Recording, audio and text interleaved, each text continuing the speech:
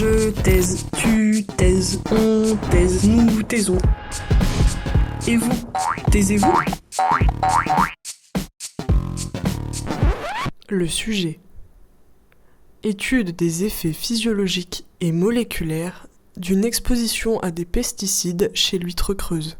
Mon travail vise à caractériser les altérations physiologiques transcriptomiques et épigénétiques induites chez l'huître creuse par une exposition précoce. Épigénétique, ça veut dire que les huîtres elles mangent du maïs ? Et dans un second temps, du maïs génétiquement modifié ? Ces modifications épigénétiques Thomas. peuvent constituer. Mon travail vise à caractériser les altérations physiologiques transcriptomiques et épigénétiques induites chez.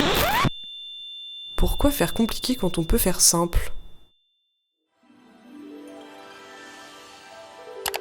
Alors l'objectif de ma thèse est de comprendre dans quelle mesure la contamination des eaux côtières peut avoir des effets à long terme sur les organismes, en l'occurrence ici l'huître creuse, et quel rôle potentiel peut jouer l'épigénétique dans la transmission de ces différents effets au fil des générations.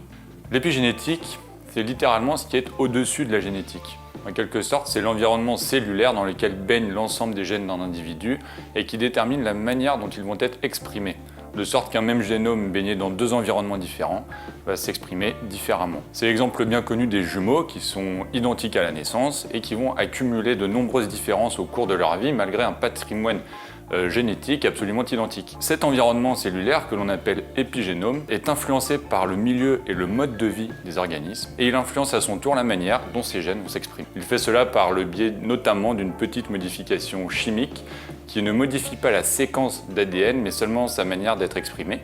Et cette petite modification est appelée méthylation.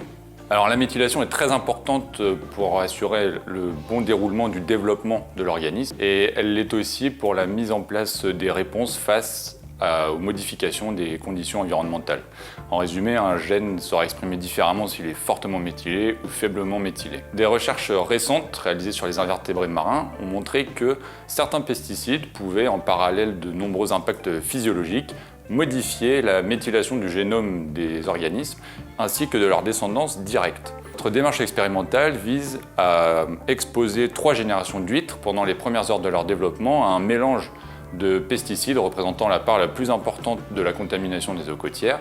Et nous souhaitons ainsi mieux comprendre le lien qui peut exister entre ces modifications épigénétiques, les altérations physiologiques observées et leur perpétuation au fil des générations.